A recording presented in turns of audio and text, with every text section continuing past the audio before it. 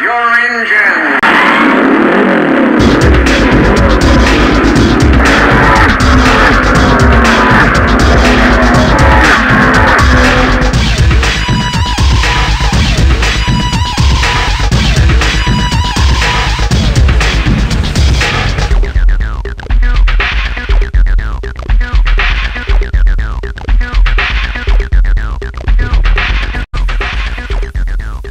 Welcome back to the fourth episode of the NAPA Speedway podcast. I'm Rios Andres T. Thank you for tuning in and listening. I'm excited to be here with you today, and once again, you can catch this episode and all the other episodes on demand at your fingertips by logging on to the Mix Media Network website at themixmedianetwork.com. themixmedianetwork.com. And once again, thank you for tuning in to the NAPA Speedway podcast, brought to you in association with McKernan Sports and Entertainment. I'm excited to be here with you today, and you know what? We've been alternating asphalt, dirt, asphalt, and well, Brenda, she's back on the show. How you doing, Brenda? I'm doing real well. How are you, Andres? I'm doing good. Brenda Gantt is here with us today, and Brenda, what would you call yourself in regards to the Speedway? You're like the Speedway aficionado? Aficionada? They have me as a coordinator, actually. Okay. I try to do a lot of the marketing, promotions, and coordinate. I do car shows and just quite a few other things to help the track. Absolutely. Now, we had you on the first episode talking about the track because it was opening day for the track race season back on April 28th. But let's get into talking about what's going on. Racing has such a big history here in Albuquerque and New Mexico, and but yet in a way sometimes some people don't realize that it's here. What is the deal with that? What are your thoughts on that? Gosh, I don't know. There's been racing here since the 30s and 40s. Starting out, the track that I remember I used to go to as a girl was Speedway Park off of South Eubank, and it was really, really big then. It's just we've had several tracks. We've had Duke City Raceway, started out as Valley, Albuquerque Raceway, and then Hollywood Hills Open, and Sandia, now formerly Sandia, now NAPA Speedway, opened May of 2000.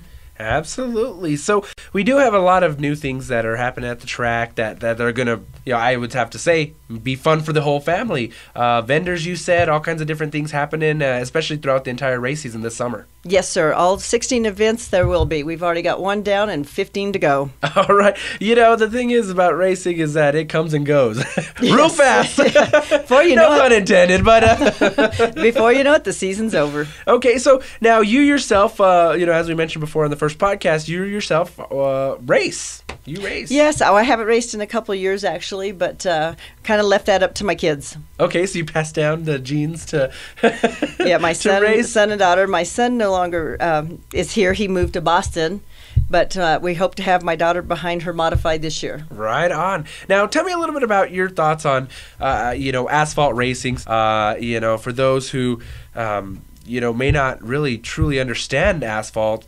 Explain exactly what it is. Well, we run on a half-mile track. We have two tracks, actually, a half-mile and a quarter-mile. Okay. All the divisions, the modifieds, X-mods, the stock cars, and the legends will be running on the half-mile track.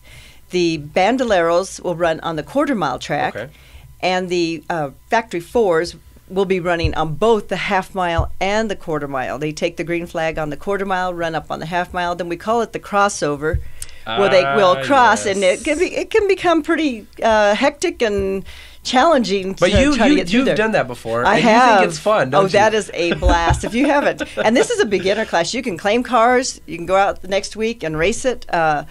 It's an exciting class especially for beginners. I've done it with a lot of experience and still had a blast. Yes. Okay. So this entire season, what other different events that are highlighted out there that we could expect to enjoy and go and check out at NAPA Speedway? We'll have our car and coffee, which is the Drivers Club. Okay. For $50, you go out from 8 to 12.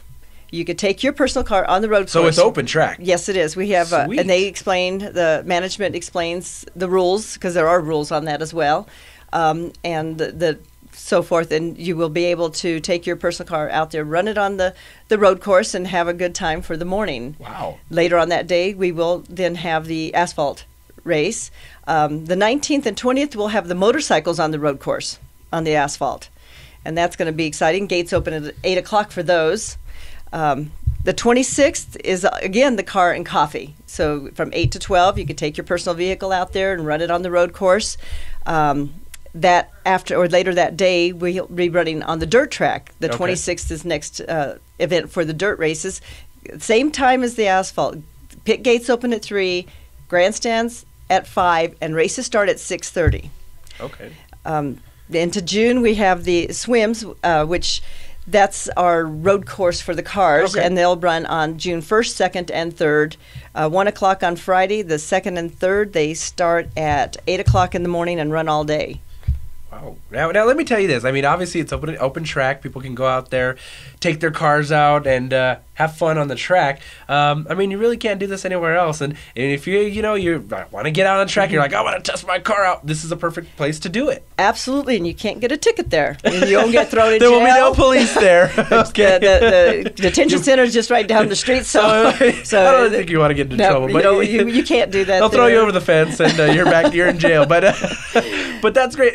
Speaking of open tracks and things like that, have you ever thought of eventually maybe taking a trip to Europe and going around the Nürburgring or something like that? Would that be something that you'd like to do? That would be pretty exciting to do. I have never thought about it, but that is something to think about. Yep, you have. I mean, you see all these people go out there, just take their car. I mean, and that ring is so big, but you can just go full speed. That would be a blast. I think you would. You're an adrenaline junkie, I might say.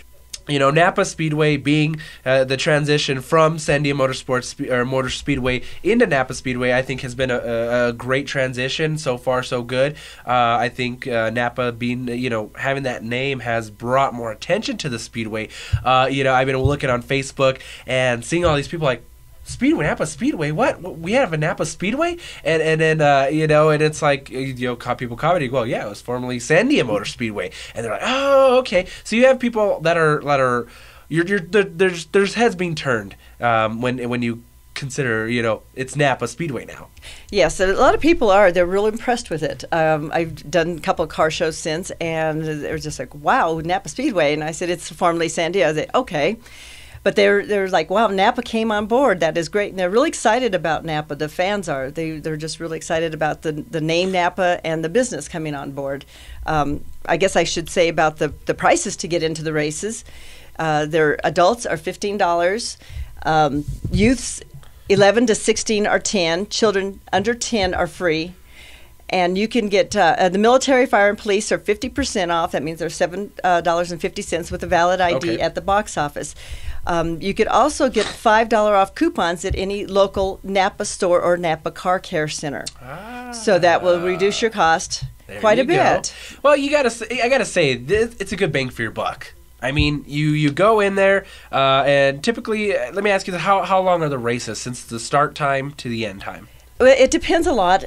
Depends on if there's how many wrecks you have, which on the opening night of the dirt way, you had a wreck. We had quite a few accidents, actually. It seemed like the guys couldn't stay off the wall. I don't know what was going on, but we had several, and unfortunately, we had one driver that was taken to the hospital. Oh, no. But Fred and he's doing real well. He's went and got his car and was ready to put it back together and go racing. Wow. But yeah, it can last 3 to 4 hours, depending on the accidents on the asphalt. The biggest concern with that is laying oil down on the track, because that takes time to clean that up as well. Yeah. And yeah. Now, you brought up dirt, and I did want to ask you about how April 28th, opening night for dirt, went. It went well. I showed up late, actually, because I had a car show that day. You and your car shows. Well, it's real good advertisement for the track, actually. But I got there, and the stands looked really crowded. It was good. We had some vendors set up selling. Everyone was excited. We had the people up taking orders in the grandstands for the concessions, which I had a lot of positive output on that. I mean, everybody was excited about that. Courtesy to Michael McKernan and McKernan Sports. Yes, and we had the beer wagon, the beer wagon that was real popular, and everyone is excited. So what is that? A mobile beer unit? It's just the mobile units that they take to events, and they had that set up. So people were able to sit back and have a cold beverage and watch the races, and the action was jam packed. Yeah. Mentioning these wrecks happening. It was pretty exciting. Place. Yes, and, there was. I gotta say that is awesome, and more dirt races. On the topic of dirt races, when's the next dirt race? How frequent? The next dirt race is May 26th. Okay. That's Memorial Weekend. And so we'll have a full schedule out there. We'll have the sprint cars, actually, and NMRA Sweet. sprint cars are going to be there. So let's get the fans packed and I know that's support a favorite. our local People sprint car love drivers. the sprint cars. Yes, they do. They're fun to watch. Definitely, Napa Speedway is jam-packed with racing action. It is fun. It is exciting. It's adrenaline pumping. And people, you can't go wrong with it. I gotta say. It's great entertainment for the family. Bring your family out. The whole works, and come out and enjoy a good night of racing. It will end early. You'll be home early, and value for your dollar. That's Brenda Gant, Napa Speedway coordinator. Thanks for dropping in and giving the 411 about what's happening, all about Napa Speedway, and we'll catch you here again next time. All right. Thank you very much for having me. Thanks so much. All right, let's bring in a couple of dirt drivers here. All right, and we are back right here on the Napa Speedway podcast, brought to you by and in association with McKernan Sports and Entertainment. All right, I'm here with two dirt drivers. I'm here with Wild Bill Lynch. How you doing? Oh, great. All right, and I'm also here with Joel Duke. How you doing, man? Good, how are you? I'm doing good. So, fellas, you both are dirt drivers, that's correct? Right. Okay, Yes. And what classes are you racing in, Bill? I'm in the X-Mod. Okay, and Joel? I race the cruiser class. Okay, so quick question for you guys. Brenda Gant and I were talking about the opening night at the Speedway. Were you guys there? I was there. So you guys saw those wrecks happening, and what were your thoughts about the track, that night? It's great. We got a little excited there, and a few wrecks happened, but other than that, it was great. It was good shape. A little dusty there in the main, but I couldn't handle it. But most of the guys did real well in it. Good opening night. Yeah, I think the track condition was really nice at the beginning. Noticeable difference, I think, than last year. We were real happy with it. Through the night, it did kind of dry out a little bit. Okay. Me personally, I kind of like that kind of track. You like the dry? I like the dry, but it's a little loose and it does cause some problems. So unfortunately, that did happen. So you're sliding all over the place? Kind of. But that makes it fun, right? Adrenaline pumping, right? You getting excited? Yeah, I actually like it myself. All right, so let's get into talking about you guys as drivers and racers, and we'll start with you, Wild Bill. Now, let me ask you this: how'd you get your start in racing? Well, in about 1966, Cliff Shaw asked me to judge the stock car races at Speedway Park. Okay.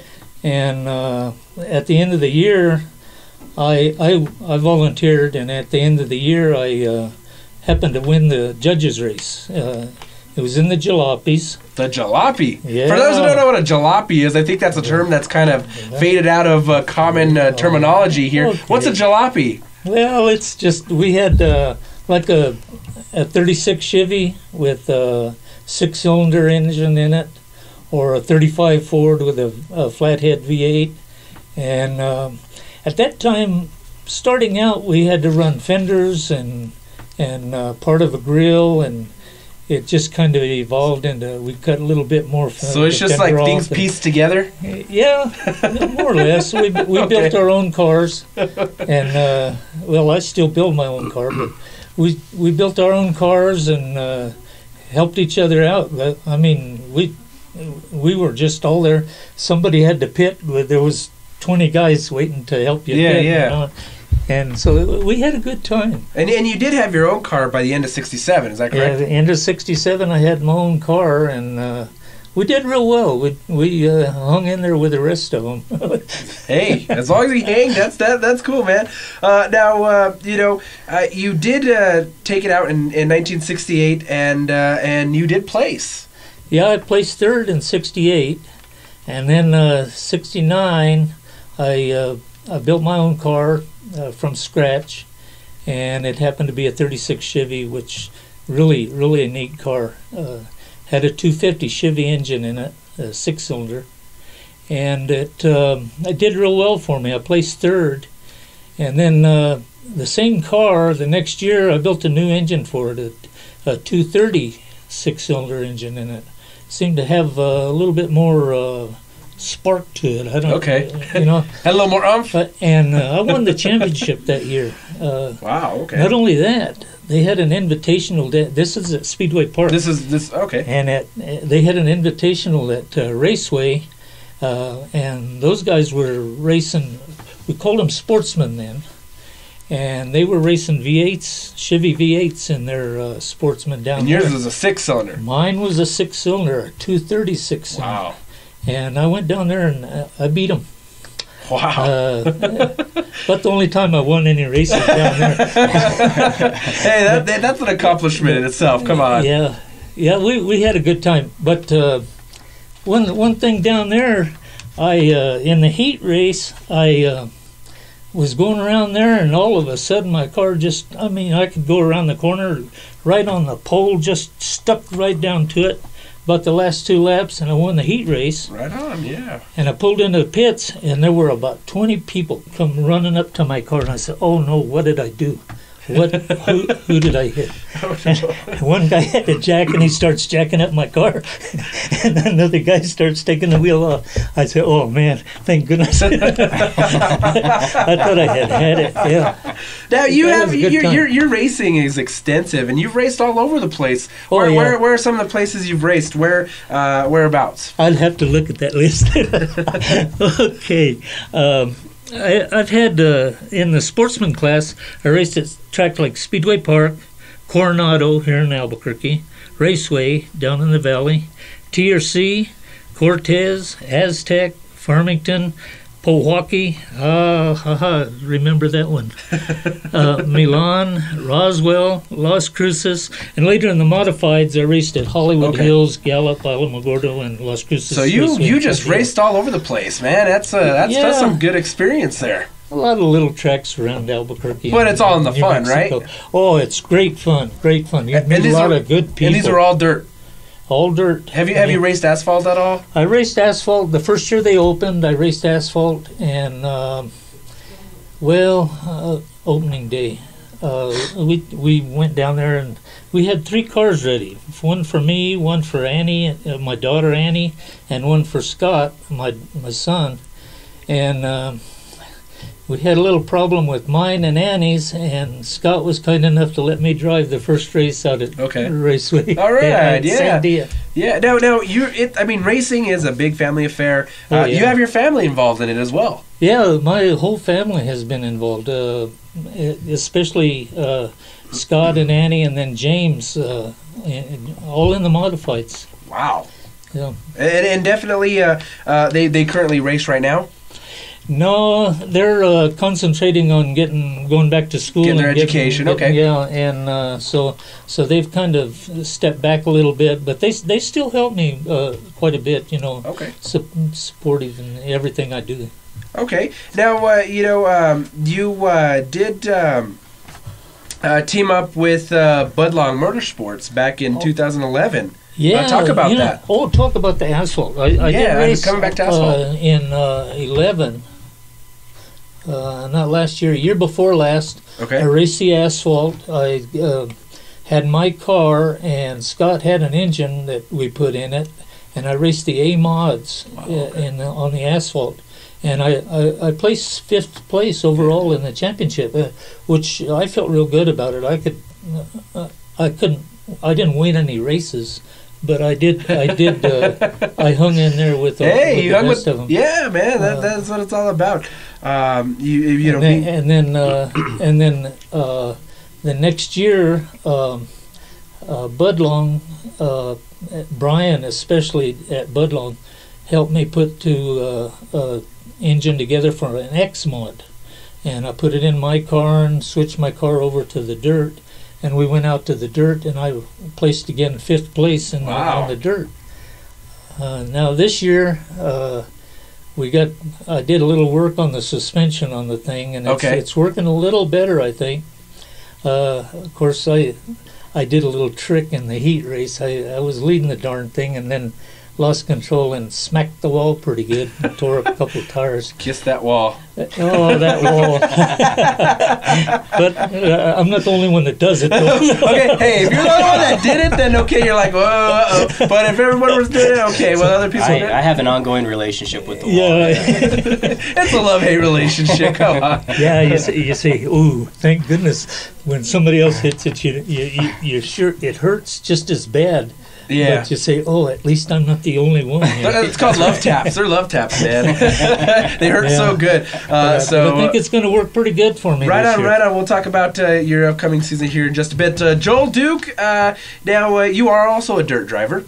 Yeah, last year we raced on the dirt. This year we're actually going to do the combined points, which means I'm going to be traveling over to the asphalt for a few races too. Okay, so you're doing both. Okay. But that's new to me. Oh, so asphalt, this will be your first time doing that. Well, and when Sandia first opened their first year, I did race for about half a season on the asphalt track. Okay. Nothing to brag about. It was probably about 5 or 6 races that I showed up for. My experience goes back to Roswell. When I was 17 years old, I raced on a dirt track for about a season and a half. That little time period there ended quickly.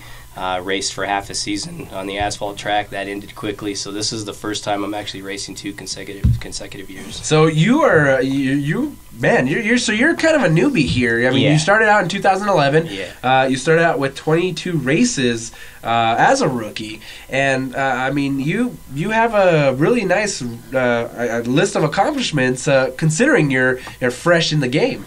Well, of course, what I wrote down is all the stuff I accomplished. Unfortunately, what it isn't written down there, all the DNFs and all the times that I didn't make it, and all the times that I did hit the wall. but that's all part of the racing game. Come on, man.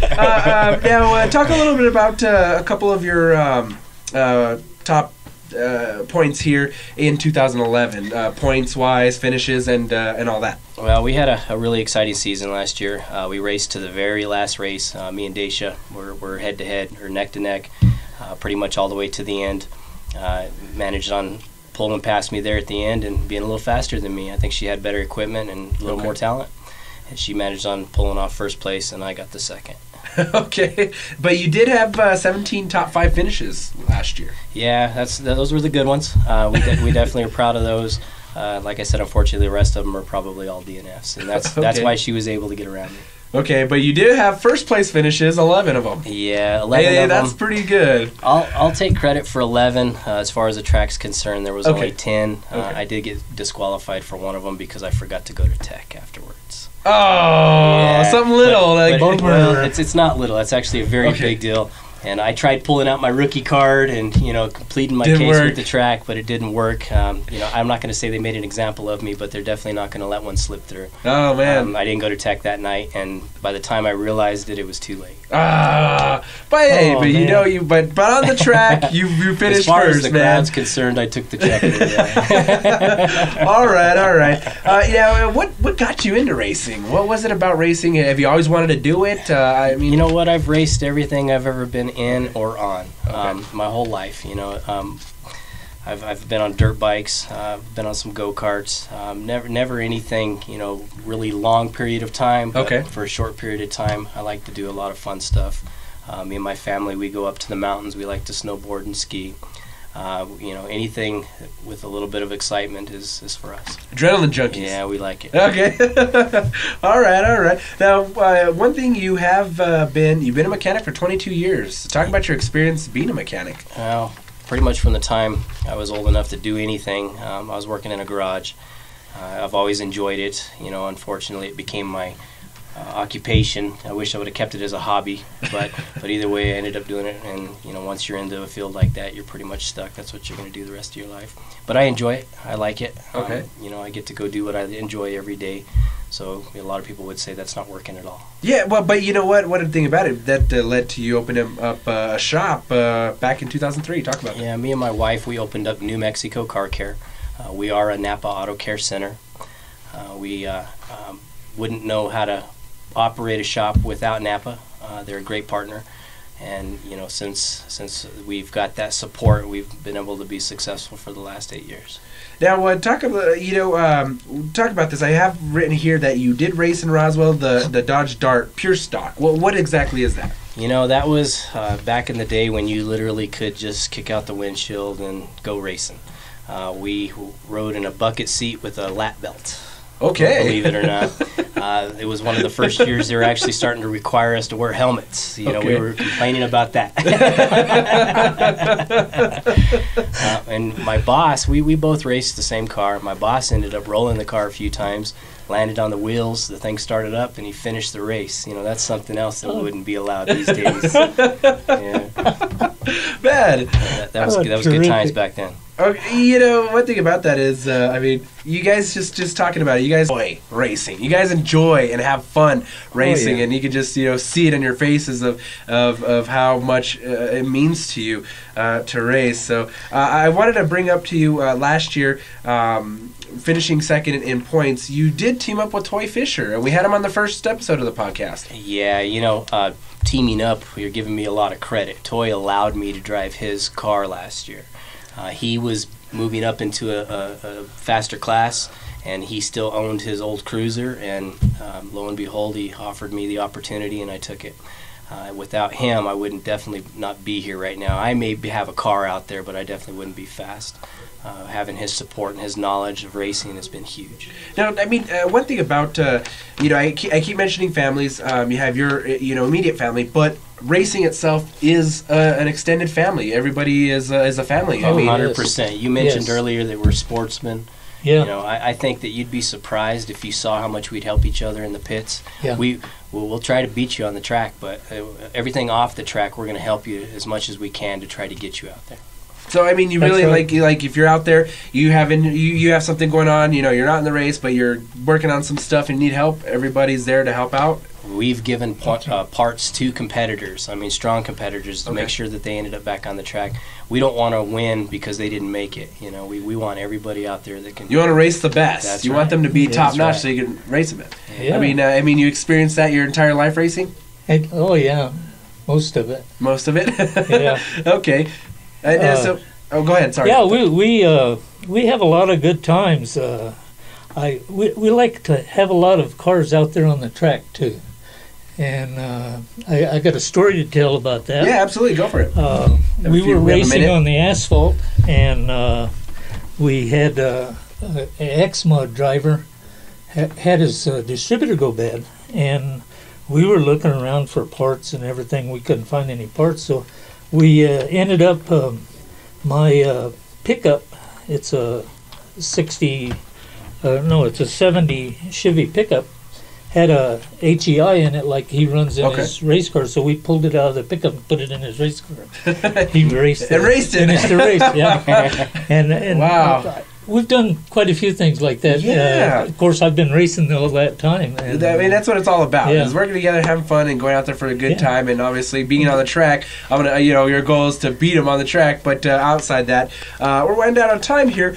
So let's talk about the upcoming dirt season here. Duke, Joel here, his wife will be racing for her first time this year. Yeah, you speak of the family event. We've definitely created a family event here.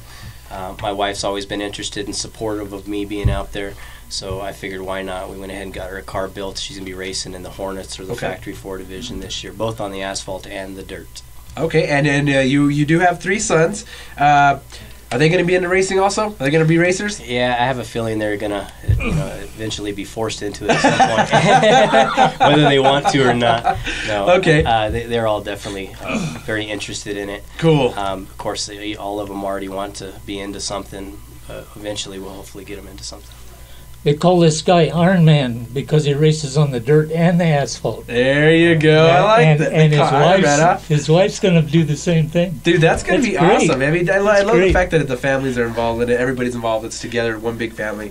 Real quick here. Bill, what are your thoughts on this upcoming dirt season? I mean, I think it's great. We've been out there. Well, I missed the first race last year, and ever since every time we go out there, something is better. Yeah. And something has been improved. And this year we have. They've even changed the name to NAPA Speedway, and NAPA's put up a lot of improvements out there in their their management and in things, and well, I'm looking really forward to it. I think we're going to have a great season. The track's going to be really good, and a lot of things are going to be ironed out that people complain about. Not that I have any complaint. I'm happy. So you feel that the transition from Sandia to Napa Speedway is a step in the positive right direction? I think so. Don't you? I do. Yeah. I think so. I think the track was doing great for years. I always enjoyed it. It always seemed to improve to me as well. This is possibly just another step towards that as a great improvement. I think having a name like Napa to follow is a great thing. Hopefully everybody jumps on the coattails and does the best they can. I think Mr. Guthrie has done an awful lot for us too, though. I definitely want to have appreciation for him. We've even got outside sponsors coming in that didn't used to sponsor the track, such as the Napa Auto Care Centers. They're trying to now be involved, and I think they're very excited about it too. So all this fresh excitement is a good thing for the track, for the fans, for the racers, for everybody. Absolutely. So you do have a real quick here. We're running real short on time here, but you do have some sponsors. Napa is obviously a sponsor of yours. Who else is sponsoring you? Well, Napa is huge for us. The Napa Auto Care Centers as well. Steffen's Sign Stock. My cars look great. Mr. Shears, Motor Machine, these are all people that help us to get to the track, and so we want to show appreciation for What about you? What are some of your sponsors? Visual Noise,